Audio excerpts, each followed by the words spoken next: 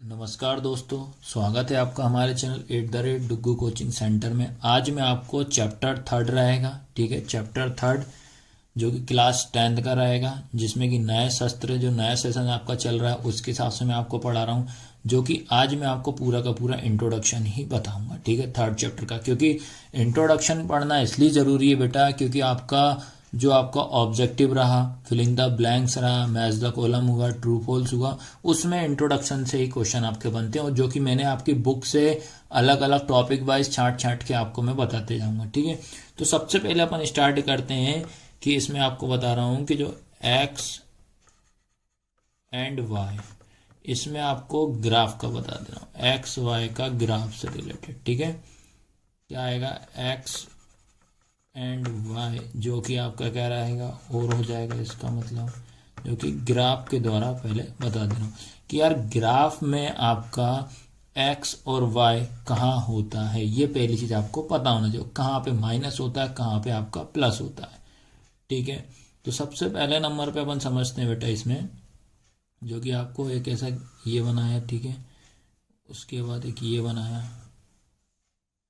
ठीक है। ये ग्राफ अच्छे से आप समझ लें, इसको रट देना, याद कर लेना अच्छे से। इससे पहले ये समझ में जाएगा कि एक्स वाई कहाँ होता है, एक्स एक्सिस और वाई एक्सिस, ठीक है, या अक्ष भी बोलते हैं इसको। तो हमेशा याद रखना, ये होता है आपका वाई डैश, ठीक है, ये ऊपर वाला होता है वाई, ये होता है आपके पास एक्स, और ये होता है आपके पास एक्स डैश, ठीक है। अब आपको इसमें क्या याद रखना है, जो आपके पास डैश जो लगा है इसमें हमेशा नेगेटिव होते हैं। क्या होते हैं, नेगेटिव। नेगेटिव मतलब माइनस, ठीक है। ऐसे इस पे लगा है तो ये भी क्या हो जाएगा, आपका नेगेटिव पॉइंट होंगे, ठीक है। ये आपको पहली चीज हमेशा याद रखना है।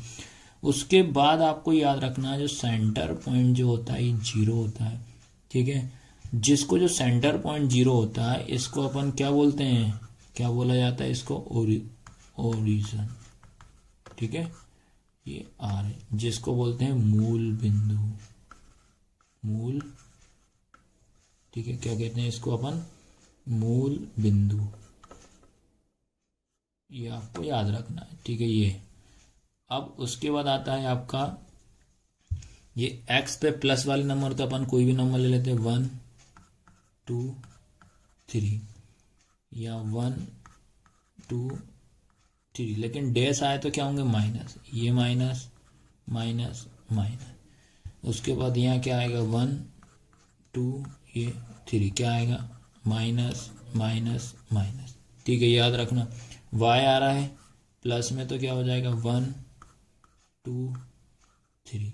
तो अभी आपको इसमें इतना याद रखना है कि ये x होता है, ये x डैश होता है, डैश वाले पे में तो सारे पॉइंट आपके माइनस होते हैं। इसके बाद ये y डैश होता है, तो y डैश पे भी सारे पॉइंट माइनस होंगे आपके। उसके बाद ये y होता है, इस पे सारे पॉइंट आपके प्लस होंगे। तो ये आपको एक याद रखना पड़ेगा, और हमेशा याद रखना मूल बिंदु या ओरिजिन से जो भी पॉइंट आता है वो हमेशा 0,0 होता है। क्या होता है, 0 0 होता है। आया सबको समझे। तो पहले ग्राफ के लिए आपको ये मालूम होना चाहिए कि यार इसको कैसे क्या होता है, ठीक है, ये याद रख लेना है। और इंट्रोडक्शन बताना इसलिए जरूरी है बेटा, क्योंकि ऑब्जेक्टिव इसी से बनते हैं। अब एक और ऑब्जेक्टिव इससे बनता है, ये आपसे पूछा, ये लिखा एक्स अक्ष,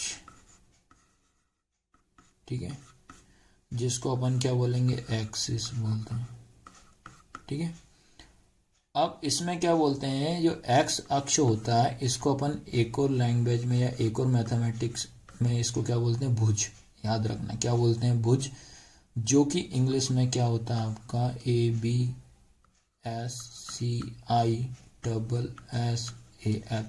याद रखना। कभी कभी ये पूछ लेता आपसे कि ये बता बेटा एक्स अक्ष वाले पॉइंट को क्या बोला जाता है, तो आपको क्या याद रखना है, एक्स अक्ष वाले पॉइंट को हम भुज बोलते हैं, याद रखना। ये होगा इंग्लिश में। इसके बाद सेम अपन वाई अक्ष का भी समझें कि ये लिखा वाई अक्ष, ठीक है, तो वाई एक्सिस हो जाएगा ये। अब वाई अक्ष जो रहेगा इसको हमेशा क्या बोलते हैं, कोटि। क्या बोलते हैं, कोटि। क्या बोलते हैं, कोटि बोलते हैं, जिसको इंग्लिश में क्या बोलेंगे, कोऑर्डिनेट, ठीक है। एक ऑब्जेक्टिव तो इससे पूछा ही पूछा गया है, चाहे वो एमपी बोर्ड हो चाहे वो सीबीएसई वाले बच्चों के लिए। इसको आप अच्छे से याद कर लेना चैप्टर 3 के लिए। अब इसके बाद आपसे पूछता है क्वाड्रेंट से रिलेटेड एक क्वेश्चन आता ही आता है, ठीक है। अब क्वाड्रेंट से याद रखना है, इसको समझने के लिए आप इसको ग्राफ के द्वारा समझना। ये बनाया, ठीक है,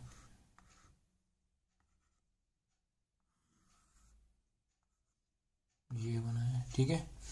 अब इसमें आपको याद रखना है ये हमेशा होता है फर्स्ट क्वाड्रेंट, याद रखना है क्या होता है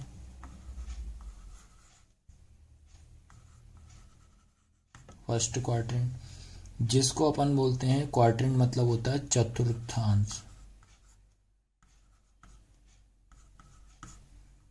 क्वाड्रेंट मतलब क्या होता है चतुर्थांश। तो ये होता है हमेशा फर्स्ट क्वाड्रेंट होता है। उसके बाद ये होता है हमारा सेकंड क्वाड्रेंट, ठीक है, ये होता है सेकंड क्वाड्रेंट। उसके बाद ये होता है हमारे पास थर्ड क्वाड्रेंट, ठीक है। उसके बाद ये होता है हमारे पास फोर्थ क्वाड्रेंट। सबसे पहले चीज तो आपको ये पता होना चाहिए कौन सा क्वाड्रेंट कहाँ प्रेजेंट होता है, ठीक है। तो ये होता है फर्स्ट चतुर्थांश, ये होता है हमारा सेकंड चतुर्थांश, ठीक है, ये हमारा होता है थर्ड चतुर्थांश। उसके बाद ये होता है हमारे पास फोर्थ चतुर्थांश। आया समझ में कि नहीं आया? तो पहली चीज तो आपको इसमें इतना मालूम होना चाहिए। अब बात करते हैं साइन की। तो हमेशा आपको याद रखना पड़ेगा जब पहला चतुर्थांश होगा, जो फर्स्ट चतुर्थांश होगा, इस पे दोनों आपके प्लस प्लस होते हैं, याद रखना क्या होते हैं, प्लस और प्लस, याद रखना, ठीक है। और उसके बाद ये वाले पे जो होते हैं आपके माइनस और प्लस होता है, ठीक है। सेकंड चतुर्थांश पे क्या होता है माइनस प्लस। आपको याद करने का पहला और आपका इधर से ये थर्ड वाला, इन पे हमेशा माइनस माइनस होते हैं, तो ये माइनस और माइनस याद रहेगा। उसके बाद फोर्थ वाले, ये सेकंड और फोर्थ आपका सेम होगा, इस पे आपका अपोजिट, ये माइनस प्लस है तो क्या हो जाएगा प्लस माइनस, ठीक है। ये आपको ध्यान रखना पड़ेगा, इससे रिलेटेड आपका क्वेश्चन आता ही आता है, याद रखना। तो क्या बताया मैंने, तो आपको इवन और ओड याद रख लो, सम और विषम में याद रख लो। तो देखो पहला और थर्ड, फर्स्ट और सेकंड, पहला और दूसरा क्या आता है प्लस प्लस, इसका अपोजिट क्या हो जाएगा माइनस माइनस। उसके बाद सेकंड वाले में क्या होगा माइनस प्लस, तो इसके साथ में क्या हो जाएगा प्लस माइनस। आया समझ के, तो साइन चेंज हो। तो ये क्वाड्रेंट का आपको पढ़ना पड़ेगा। अब जैसे इसका क्वेश्चन कैसे पूछेगा, ये लिख दिया मैंने आपसे कि -3 और 2, क्या है -3 और 2। तो आपसे मैंने पूछा कि इसमें बता कौन से क्वाड्रेंट में है, ठीक है। ये पूछा या कौन सा चतुर्थांश में, तो आपको याद रखना पहले इनके पास साइन देखना है, तो ये माइनस है। उसके बाद 2 क्या कोई चिन्ह नहीं है तो क्या होगा प्लस होगा। तो अब आपको देखना है माइनस और प्लस कहाँ है भैया, माइनस और प्लस, तो बस इसका आंसर क्या हो जाएगा सेकंड क्वाड्रेंट। बस इतना सा आपको आंसर लिखना है, क्या हो जाएगा सेकंड क्वाड्रेंट या द्वितीय चतुर्थांश, क्या हो जाएगा द्वितीय चतुर्थांश। तो इस तरीके से आपको इसको समझना है, अच्छे से नोट डाउन कर लो, जो कि इससे रिलेटेड क्वेश्चन आपका एग्जाम में फाइनल पेपर में पूछता ही पूछता है, ठीक है। इसके बाद तो थर्ड चैप्टर का जो टॉपिक यहाँ से स्टार्ट कर रहा हूँ, ये आपका यहाँ से मैं बता दे रहा हूँ बेटा, इससे एक क्वेश्चन आपका फाइनल पेपर में पूछता ही पूछता है, ठीक है। इसके बाद जो टॉपिक बता दे रहा हूँ मोस्ट आईएमपी है, और ये इससे क्वेश्चन पूछा गया है, एमपी बोर्ड हो चाहे सीबीएसई हो चाहे एनसीईआरटी, ठीक है। तो क्या है 2 वेरिएबल, ठीक है, linear equation, 2 variable linear equation, जिसको हिंदी में क्या बोलते हैं अपन व्यापक समीकरण, ठीक है। तो व्यापक समीकरण आपका क्या होता है A1 x plus v1 by plus c1 equal 0। उसके बाद a2x plus b2 bye plus c2 equal 0। तो ये आपको ध्यान रखना पड़ेगा, ठीक है। तो इसमें याद रखना, थर्ड चैप्टर में आपको हमेशा के हमेशा आपको दो इक्वेशन देखने को मिलेंगी। दो इक्वेशन से ही आप समझ जाना कि भैया ये किस चैप्टर का है। तो जैसे इस टाइप से देगा 2x plus 4y plus 8 equal 0 या 4x plus 5y plus 9 equal 0। तो आपको बेटा याद रखना, इस तरीके से आपको ये दो इक्वेशन देगा। तो इन दो इक्वेशन को आपको किस तरीके से सॉल्व करना है, तो वो आपसे क्वेश्चन में जरूर आपसे पूछेगा ही पूछेगा।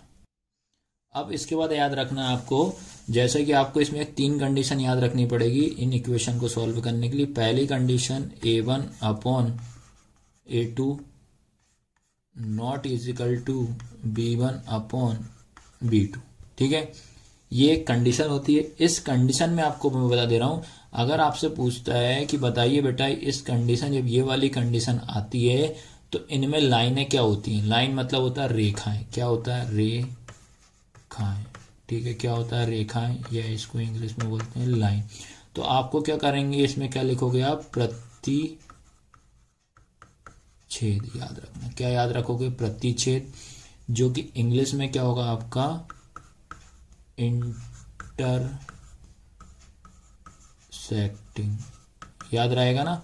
अगर जैसे रेखाओं की बात करता है या लाइंस की बात करता है तो वो एक दूसरे को क्या करती हैं? प्रतिच्छेद करती है। मतलब क्या करती है? इंटरसेक्ट करती है। इंटरसेक्टिंग याद रखना, ठीक है। अब बात करते हैं, इसमें आपको सॉल्यूशन पूछेगा। यहाँ हल की बात करता है। हल को क्या बोलते हैं अपन? सॉल्यूशन, ठीक है। सॉल्यूशन की अगर बात करता है तो आपको याद रखना है, तो इसका सॉल्यूशन क्या होगा? केवल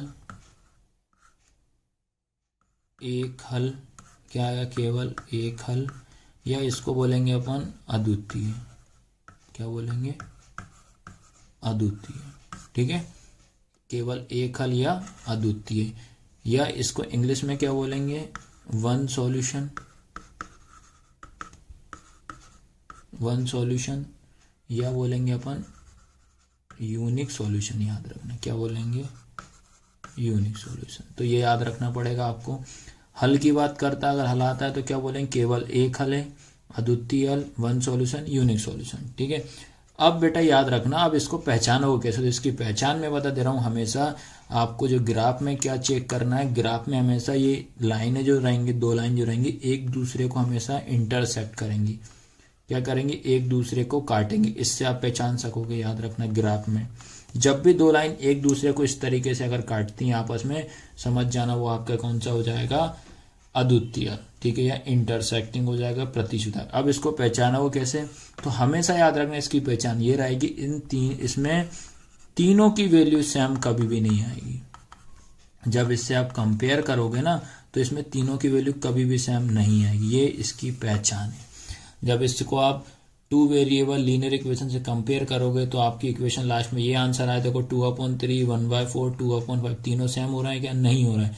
जब तीनों सेम नहीं होते हैं तो इस कंडीशन पे अपन इसको क्या बोलेंगे भैया? ये रेखाएं क्या होती है? प्रतिच्छेद करती है, इंटरसेक्ट करती हैं।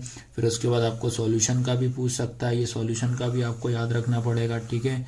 क्या हल आएगा? सॉल्यूशन केवल एक हल होता है, अद्वितीय हल बोलते हैं इसको, वन सॉल्यूशन, यूनिक सॉल्यूशन। या अब इससे एक क्वेश्चन और बनता है बेटा इससे, तो वो भी याद रखना है। इसमें आपको बनता है इससे कंसिस्टेंट और इनकंसिस्टेंट। तो हमेशा इस कंडीशन में आपका आंसर में क्या आएगा? आपका कंसिस्टेंट आता है। क्या आता है? कंसिस्टेंट, याद रखना। तो ये TENT याद रखना, कंसिस्टेंट लिखा है, जिसको हिंदी में क्या बोलेंगे अपन? संगत। तो जब भी आपका अद्वितीय हल वाली कंडीशन आती है, याद रखना वन सॉल्यूशन वाली कंडीशन आती है, तो हमेशा आपको क्या लिखना पड़ेगा? ये क्या होती है? कंसिस्टेंट होती है, यानी कि संगत होती है। तो इसको आप अच्छे से देख लीजिए, ठीक है। तो इसकी आपको 3 कंडीशन पढ़नी पड़ेगी, जिसमें पहली कंडीशन मैंने आपको बता दी है। अब बेटा इसका इसकी सेकंड कंडीशन बता दे रहा हूं। इसमें आपको सेकंड कंडीशन इसकी पढ़नी पड़ेगी। सेकंड कंडीशन होती है A1/A2 equal B1/B2 equal C1/C2। तो ये आपको ध्यान रखना है, ठीक है। जब तीनों का मान बराबर, ठीक है। अब बात करते हैं इसमें आपकी क्या पूछता है भैया, बोला रेखाएं बताएं क्या होती हैं। जब ये कंडीशन आएगी तो रेखाएं कैसी होती हैं, तो आपको क्या बताना है, इनकी जो रेखाएं जो रहेंगी कैसी होती हैं, समपाती। क्या होती हैं, समपाती, जो कि क्या होता है,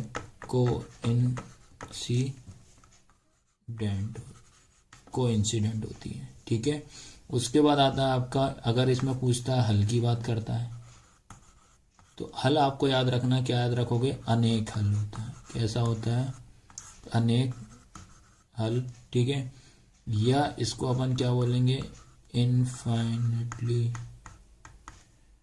ठीक है, इनफाइनेटली मैनी सॉल्यूशन, ये हो गई, ठीक है। हल की बात करता है, रेखाओं की बात करता है। अब भैया इसमें ग्राफ में कैसे बनेगा वो और मैं बता दे रहा हूँ, ठीक है। तो ग्राफ में इसकी जब लाइन की बात करेंगे तो इसमें जो ग्राफ रहेगा, ये दोनों लाइन एक दूसरे के साथ ऊपर एक हो जाएंगी, याद रखना। ये ऐसा ओवरलैप वाली कंडीशन हो जाएगी, ठीक है। ये तो एक ही पोस्ट पे आएगा, ये आप ग्राफ में देखना पड़ेगा, ठीक है। ये होगा। अब बात करते हैं यार हम इसको पहचानेंगे कैसे, तो इसकी पहचान में बता दे रहा हूँ, इसमें तीनों की वैल्यू सेम आएगी, जैसे 2/3, 2/3, 2/3। इससे आप पहचान सकते हो कि भैया ये कौन सी कंडीशन लग रही है, A1/A2 equal B1/B2 equal C1/C2।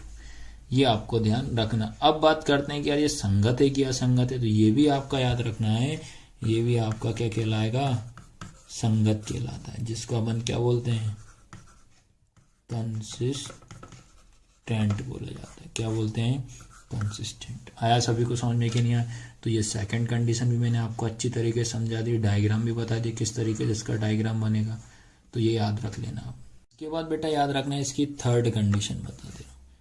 Third condition क्या होगी, A1/A2 equal B1/B2 not equal to C1/C2। ये आया समझ में। A1/A2 बराबर B1/B2 बराबर नहीं है C1/C2। तो इस कंडीशन में आपकी जो रेखाएं रहेंगी, सबसे पहले रेखाओं की बात करते हैं, मतलब लाइंस की बात करते हैं। तो लाइंस जो रहेंगी क्या होंगी, समांतर होंगी। क्या होंगी, समांतर, जो कि इसको अपन क्या बोलते हैं, पैरेलल लाइन। क्या बोलते हैं, पैरेलल। ये आया समझ में कि नहीं आया। अब इसके बाद इसमें समझते हैं भैया, इसमें हल की बात करते हैं। तो हल अगर आता है इसमें क्या आएगा, कोई हल नहीं, कोई हल नहीं। इसमें क्या लिखेंगे अपन, नो सॉल्यूशन इंग्लिश में, ठीक है। तो ये तो आपको याद करना पड़ेगा, ये मोस्ट इंपोर्टेंट है, एग्जाम में आता ही आता। अब बात करते हैं ग्राफ में कैसे बताएंगे भैया, ग्राफ में कैसे आएगा ये। तो ग्राफ भी देख लो, हम एक एक चीज क्लियर कराएंगे आपको।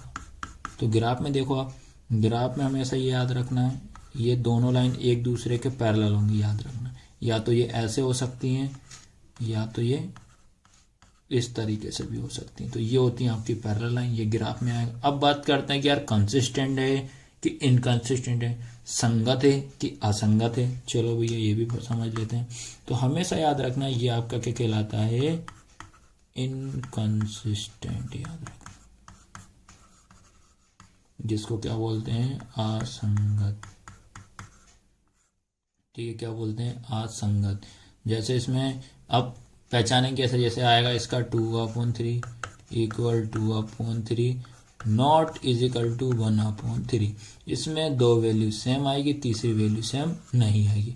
इससे आप पहचान कर सकते हो। तो इस तरीके से बेटा मैंने आपको तीनों के तीनों बता दिया है।